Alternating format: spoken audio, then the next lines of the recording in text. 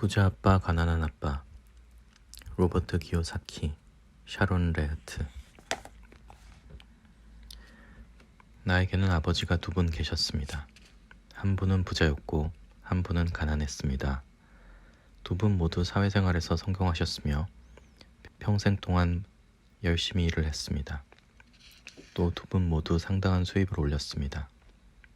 하지만 한 분은 평생 금전적으로 고생했습니다.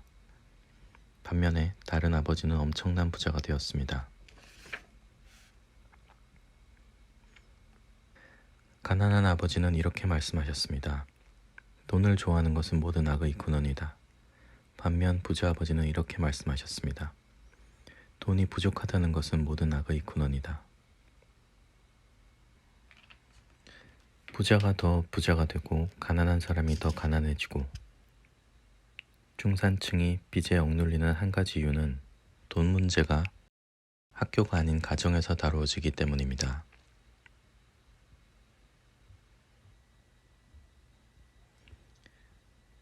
학교에서는 돈 문제를 가르치지 않습니다.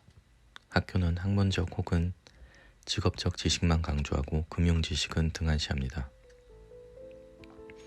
이런 이유로 우수한 성적으로 졸업한 은행가, 의사 혹은 회계사가 평생 동안 금전적으로 고생을 할 수도 있습니다.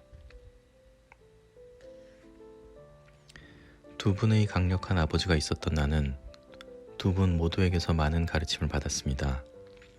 나는 두 분의 가르침을 곰곰이 생각하면서 삶에 대한 소중한 배움을 얻을 수 있었습니다.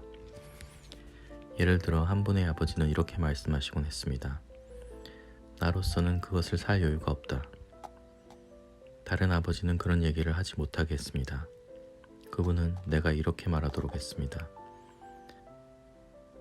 내가 어떻게 하면 그것을 살 수 있을까? 하나는 진술이었고 다른 하나는 질문이었습니다. 하나는 부정적인 생각이었고 다른 하나는 긍정적인 도전이었습니다.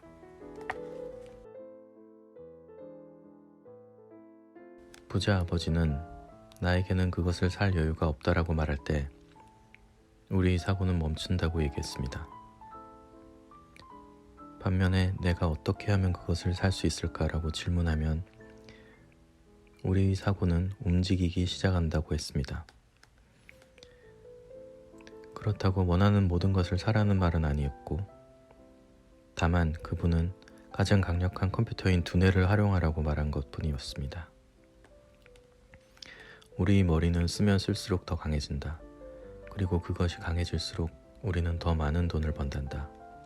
그분은 나에게는 그것을 살 만한 여유가 없다라는 말이 정신적인 게으름의 신호라고 굳게 믿었습니다. 두 분 아버지 모두 열심히 일했지만 한 분의 아버지는 돈에 관한 한 머리가 잠을 자게 만들었고 다른 아버지는 머리를 사용하기 시작했습니다. 그 결과 한 분의 아버지는 경제적으로 더 어려워졌고 다른 아버지는 더 강해졌습니다. 이것은 정기적으로 운동을 하는 사람과 그냥 소파에 앉아 TV나 보는 사람과의 차이와 비슷합니다. 적절한 육체적 운동은 건강을 향상시키며 적절한 정신적 운동은 재산을 증식시킵니다. 게으름은 건강과 재산 모두를 감소시킵니다. 한 분의 아버지는 이렇게 충고했습니다. 공부 열심히 해서 좋은 직장을 구해야 한다. 다른 아버지는 이렇게 충고했습니다. 공부 열심히 해서 좋은 회사를 차려야 한다. 한 분의 아버지는 이렇게 얘기했습니다. 나는 너희들을 키우는데 돈이 많이 들어 부자가 될 수 없단다. 반면에 다른 아버지는 이렇게 얘기했습니다. 나는 너희들 때문에 부자가 되어야 한다.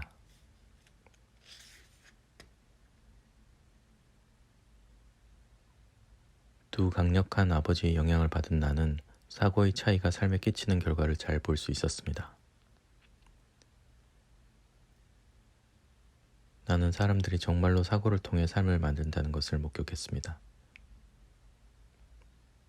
예를 들어 내 가난한 아버지는 언제나 이렇게 얘기했습니다.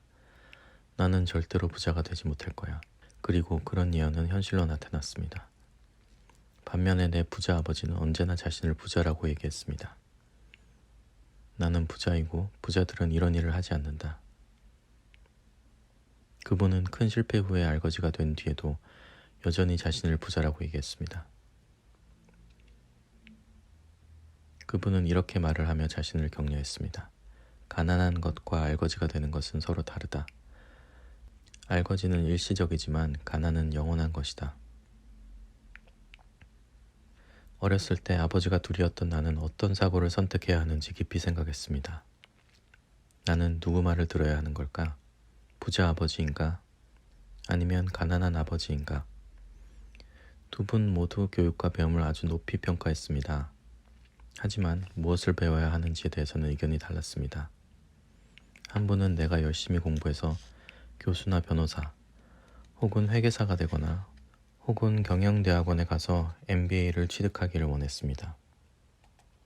다른 분은 내가 열심히 공부해서 부자가 되고 돈이 어떻게 움직이는지와 돈이 나를 위해 일하도록 하는 방식을 알기를 원했습니다. 나는 돈을 위해 일하지 않는다. 그분은 여러 차례 그런 얘기를 했습니다. 돈이 나를 위해 일한다. 나는 9살 때 부자 아버지의 말을 듣고 그분에게서 돈에 대해 배우기로 결심했습니다. 그래서 나는 학위가 많았어도 여전히 가난한 아버지의 말은 듣지 않기로 했습니다. 그렇게 결정을 한 후에 돈에 대한 내 배움이 시작되었습니다. 내가 처음 돈에 대해 배우기 시작했을 때 내 나이가 9살에 불과했기 때문에 부자 아버지가 나에게 가르친 교훈은 간단한 것이었습니다. 그러나 결국에는 이 모든 것이 6개의 주요 교훈으로 압축되어 30년간 반복되었습니다. 이 책은 그 6가지 교훈에 관한 책이며 나는 부자 아버지가 나에게 얘기해 준 것처럼 아주 간단하게 이 책을 설명했습니다. 이 교훈들은 해답이 아닌 지침이 될 것입니다. 이 지침은 당신과 아이들이 점차 증가하는 변화와 불확실성의 세상에서 어떤 일이 일어나건 더 부자가 되도록 도와줄 것입니다. 첫 번째 교훈, 부자들은 절대 돈을 위해 일하지 않는다. 부자 아빠가 말했다. 나를 위해 일하는 직원들이 150명도 넘는데 지금까지 나에게 돈에 대해서 배움을 요청한 사람은 한 사람도 없었습니다. 그들은 일자리와 봉급에 대해서만 얘기를 했지 배움에 대해서는 얘기하지 않았습니다.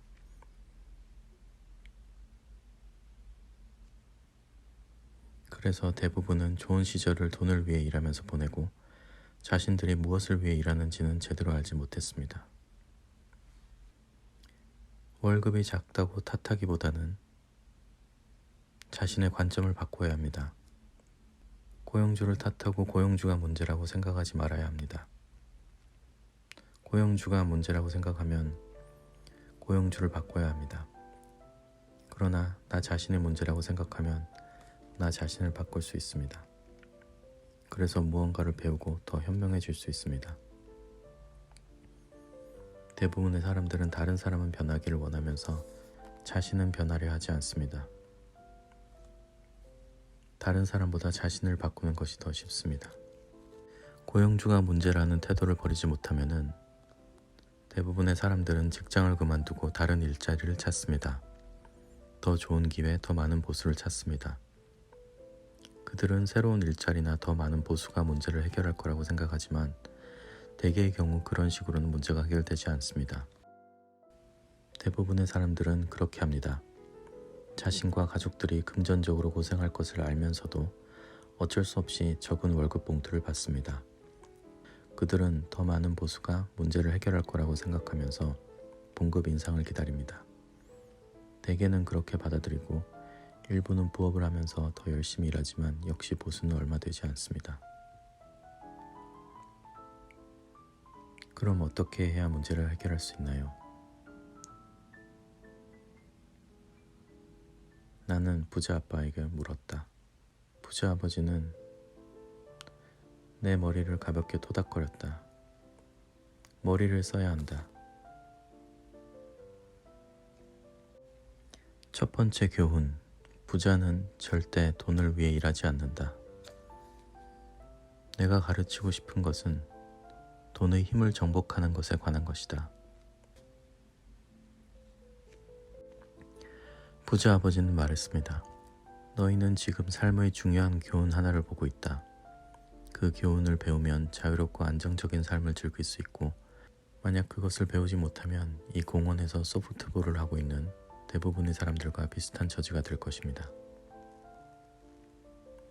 그들은 하찮은 돈을 위해 정말 열심히 일하고 안정적인 직업에 대한 환상에 매달리고 매년 3주간의 휴가를 기다리고 45년 동안 일한 후에 대수롭지 않은 연금을 기대합니다. 내 말이 잔인하게 들리는 것은 무언가를 알려주려고 애를 쓰기 때문입니다. 여러분이 관점을 바꿔서 무엇인가를 볼 수 있게 해주고 싶기 때문입니다.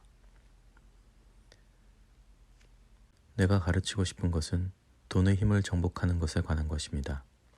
그것을 두려워하지 말아야 합니다. 그리고 학교에서는 그런 것을 가르치지 않습니다. 하지만 그것을 배우지 못하면 돈의 노예가 될 수밖에 없습니다. 대부분의 사람들은 월급 봉투와 월급 인상, 그리고 직업의 안정을 쫓으며 삽니다. 그러나 모두 두려움과 욕망의 감정 때문입니다. 그들은 감정에 휩쓸린 그런 생각이 어떤 결과를 초래할지 자문하지 않습니다. 그것은 당나귀가 자기 코앞에 걸린 당근을 쫓으며 마차를 끄는 모습과도 비슷합니다. 당나귀 주인은 그런 식으로 원하는 곳에 갈 수도 있습니다. 하지만 당나귀는 환상을 좇고 있는 겁니다. 다음 날도 당나귀에는 당근만이 있을 뿐입니다. 절대로 돈의 지배를 받아서는 안 됩니다. 부자가 되려면 남들이 보지 못하는 것을 보아야 합니다.